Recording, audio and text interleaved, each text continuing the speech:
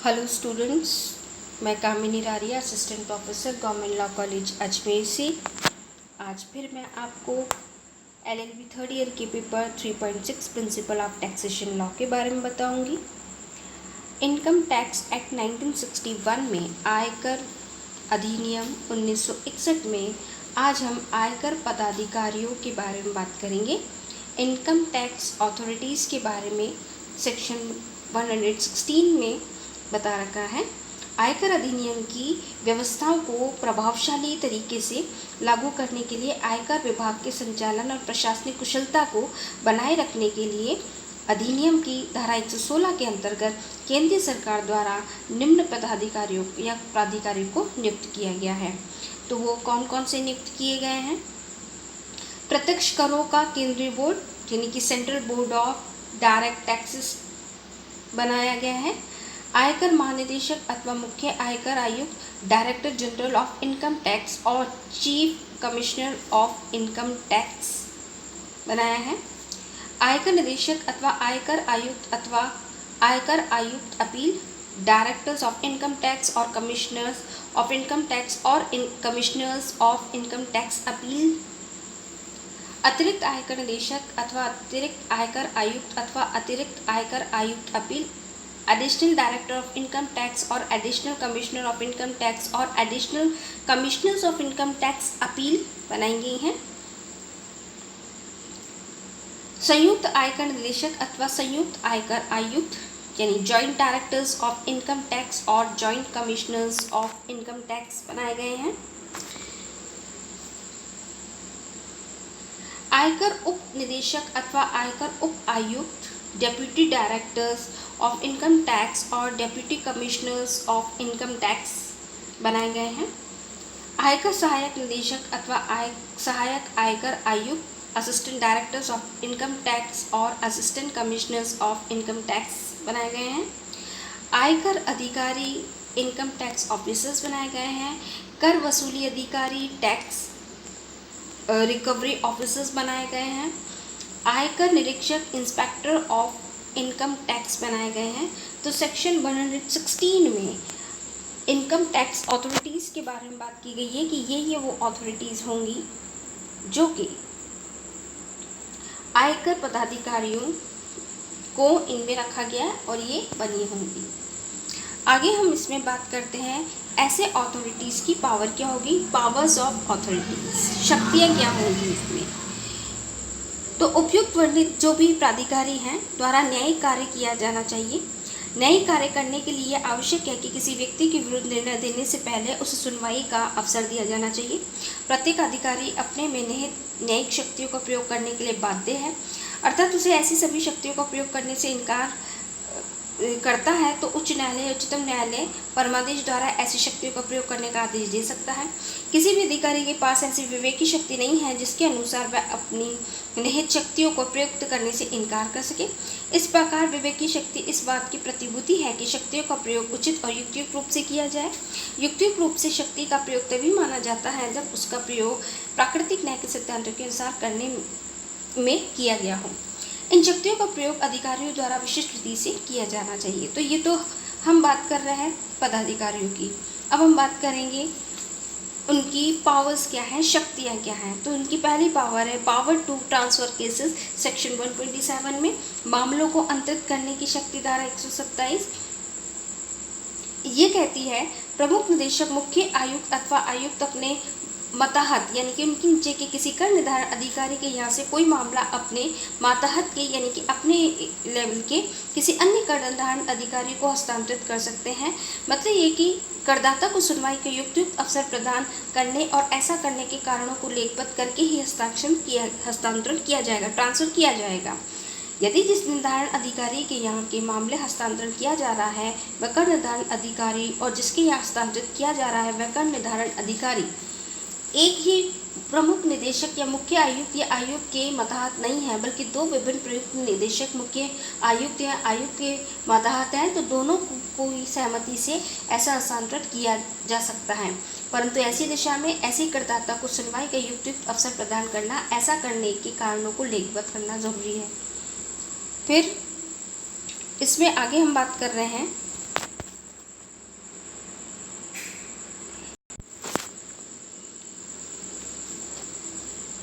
Section 131 में power regarding discovery, production of evidence etcetera, खोज और साक्ष्य प्रस्तुति से संबंधी शक्तियों के बारे में कि खोज और साक्ष्य जो एविडेंस है उनको प्रेजेंट करने के लिए, प्रोसिक्यूशन करने के लिए सेक्शन 131 में बता रखा है। और कर निर्धारण अधिकारी, उपायुक्त, अपील आयुक्त, मुख्य आयुक्त अथवा आयुक्त के किसी मामले की सुनवाई करते समय निम्न के संबंध में वही शक्ति प्रदान होंगी जो कि CPC के अंतर्गत किसी न्यायालय को प्राप्त है।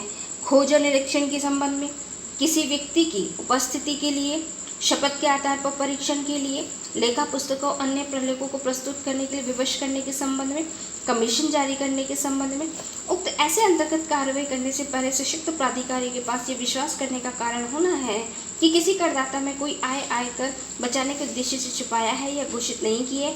ऐसी व्यक्ति पर उसकी अधिकारिता तो वह जांच एवं अन्वेषण के संबंध में उक्त कार्रवाई करने में सक्षम होगा।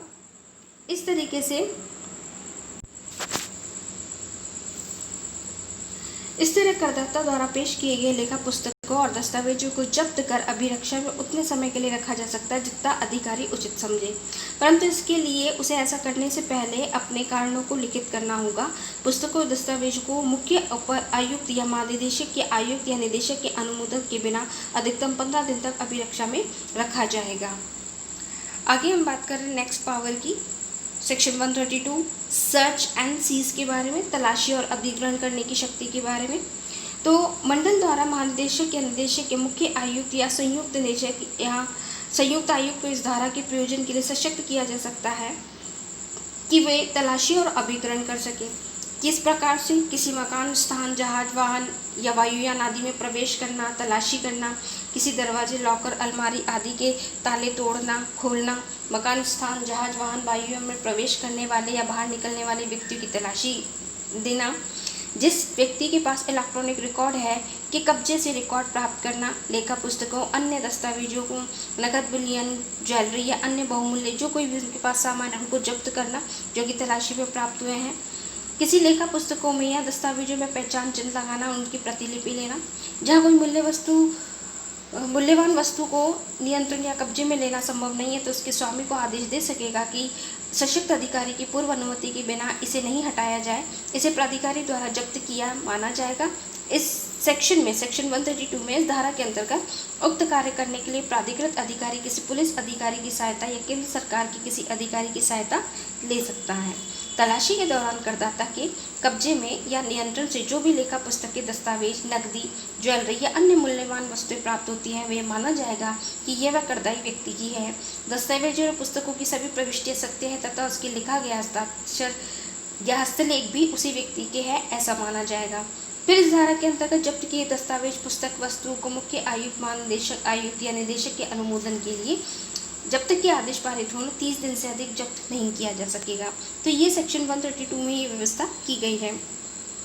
आगे हम बात कर रहे हैं सेक्शन 136 सब क्लॉज ए की, power to recognization book of account etcetera, लेखा पुस्तकों की मांग करने की शक्ति इस अधिनियम के अंतर्गत की जा सकती है। तो इस अधिनियम में जो कार्रवाई की जा रही है, यदि किसी प्राधिकृत अधिकारी को करदाता से संबंधित किसी लेखा पुस्तकों की आवश्यकता है तो वह ऐसे लेखा पुस्तक अथवा दस्तावेज मांग करने के अभिकृत कर सकेगा, यानी कि वो सेक्शन 132 सब क्लॉज ए में मांग करके उनको अपने पास में रख सकेगा। आगे हम बात कर रहे हैं सेक्शन 123 की, power to call for information, सूचना मांगने की शक्ति धारा 133 में दे रखी है। कर निर्धारण अधिकारी या आयुक्त अपील या उपायुक्त, आयकर आयुक्त अपील इस अधिनियम के प्रयोजन के लिए निम्न सूचना मंगवा सकते हैं। फर्म की स्थिति में साझेदार के नाम, पते, उनके अंश, हिंदू अविभाजित परिवार की स्थिति में प्रबंधक के सदस्य के नाम, पते, जहाँ किसी व्यक्ति के लिए न्यासी संरक्षण अभिकर्ता नियुक्त है यानी कि एजेंट, तो उनके नाम और पते। यदि करदाता ने गत वर्ष में जिन्हें किराया, ब्याज, कमीशन, रॉयल्टी या दलाली, वार्षिकी आदि के रूप में कोई भुगतान किया है तो उनके नाम और पते जो कुछ भी है वो मांगा सकते हैं। करदाता ने डीलर, दलाल या एजेंट को बिक्री विनियम अंतरण के रूप में कोई भुगतान किया है तो उनके नाम, पते। आयकर अधिकारी द्वारा किसी मामले में चाहिए हुई कोई अन्य सूचना, अगर इस तरह की कोई भी चीज़ें मांगी गई है तो सेक्शन 133 में मांगी जा सकती है। आगे हम बात कर रहे हैं सेक्शन 133 सब क्लॉज ए की, पावर टू सर्वे, परीक्षण या जांच पड़ताल की शक्ति 133 में। आयकर अधिकारी अपने अधिकारिता क्षेत्र में व्यवसाय या पेशा करने वाले व्यक्ति अथवा अन्य कोई व्यक्ति जिस पर अधिकारिता है इस धारा के अंतर्गत जांच की कार्रवाई कर सकता है। ऐसे व्यक्ति को चाहिए कि वो प्राधिकारी की लेखा पुस्तकों, दस्तावेजों की जांच के लिए आवश्यक सुख सुविधाएं उपलब्ध कराएं, नकद स्टॉक या अन्य मूल्यवान चीज़ों की जांच या सत्यापन के लिए सुविधा प्रदान करें तथा ऐसी सूचना प्रस्तुत करें जो इस अधिनियम के अंतर्गत की जा रही हैं या कार्रवाई के लिए आवश्यक है। इस धारा के अंतर्गत प्राधिकारी व्यवसाय या पेशे के स्थान पर जांच उस समय करेगा जब व्यवसायिक कार्य के लिए यह स्थान खुला हो तथा अन्य स्थानों की जांच सूर्योदय के बाद या सूर्योदय से पूर्व करेगा। यानी कि जो नियम है उसके अकॉर्डिंग काम करेगा, उसके अगेंस्ट नहीं कर सकता वो। जांच कार्य के दौरान प्राधिकारी लेखा पुस्तकों, दस्तावेजों, जो भी डॉक्यूमेंट है उनमें पहचान चित्र लगा सकता है एवं उसके प्रतिलिपि ले सकता है, फोटोकॉपी भी, और आवश्यक हो तो अपने कारणों को लिखित करते हुए उन्हें जब्त भी कर सकता है। महानिदेशक या मुख्य आयुक्त के अनुमोदन के बिना अधिकतम 10 दिन तक ऐसी लेखा पुस्तकों, दस्तावेजों को कस्टडी में रखा जा सकता है। यानी कि वो जैसे ही जब्त करेगा तो अपने कस्टडी में रख लेगा। आगे हम बात कर रहे हैं सेक्शन 133 सब क्लास बी की, power to collect certain information. कुछ और अन्य सूचनाएं हैं उनको एकीकरण करने की शक्ति सेक्शन 133 सब क्लास बी में दे रखी है। आयकर प्राधिकारी इस अधिनियम के प्रयोजन के लिए उपयोगी सुसंगत सूचनाओं को एकत्रित करने के लिए किसी बिल्डिंग या स्थान में प्रवेश कर सकता है। जैसे कि हमने पहले के सेक्शंस में भी देखा है, कुछ सूचनाओं को इकट्ठी करने के लिए वो कहीं पर भी जा सकता है, कहीं भी किसी भी स्थान में प्रवेश करेगा जो उस प्राधिकारी की अधिकारिता के भीतर में स्थित हो। बिल्डिंग या स्थान ऐसे व्यक्ति के कब्जे में है जिस पर वह अपना क्षेत्राधिकार प्रयुक्त करता है। जिस बिल्डिंग या स्थान से संबंधित व्यक्ति व्यवसाय या पेशा चला रहा है उसके वित्त सूचनाओं की मांग कर सकता है। वह ऐसे स्थान पर उस समय प्रवेश करेगा जबकि वह स्थान व्यवसाय या पेशे व्यवहार के लिए खुला हो, यानी कि जब वो वर्किंग टाइम हो तभी वो प्रवेश करेगा। आयकर अधिकारी इस धारा के अंतर्गत किसी प्रकार की लेखा पुस्तकों या कोई डॉक्यूमेंट, दस्तावेज, कोई नकद स्टॉक या मूल्यवान चीज़ें बिल्डिंग या स्थान से नहीं हटाएगा, अर्थात अपने कब्जे में नहीं लेगा। यहाँ पर वो सेक्शन 133 सब क्लास बी एकीकरण करने की शक्ति दे रहा है, जब्त करने की नहीं। आगे हम बात कर रहे हैं सेक्शन 134 की, power to inspect registers of companies. कंपनियों के रजिस्टर के निरीक्षण की शक्ति सेक्शन 134 में दे रखी है। इस धारा के अंतर्गत कोई अधिकारी कंपनियों के सदस्य, ऋण पत्रधारियों यानी कि डिबेंचर होल्डर्स, मेंबर्स, गिरवीकर्ताओं के रजिस्टरों को निरीक्षण कर सकता है और आवश्यक हो तो उनकी प्रतिलिपि ले सकता है। तो सेक्शन 136 के अनुसार इस अधिनियम के अंतर्गत आयकर अधिकारी के समक्ष की गई कोई भी कार्रवाई न्यायिक प्रवृत्ति की कार्रवाई मानी जाएगी और प्रत्येक आयकर अधिकारी सिविल न्यायालय माना जाएगा।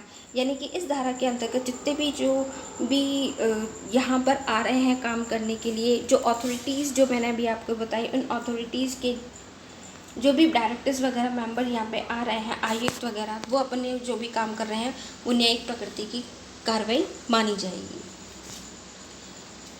आज ये अथॉरिटीज़ की हमने बात की और उनकी पावर्स के बारे में। कल की क्लास में हम नए टॉपिक के साथ फिर मिलेंगे। Thank you students.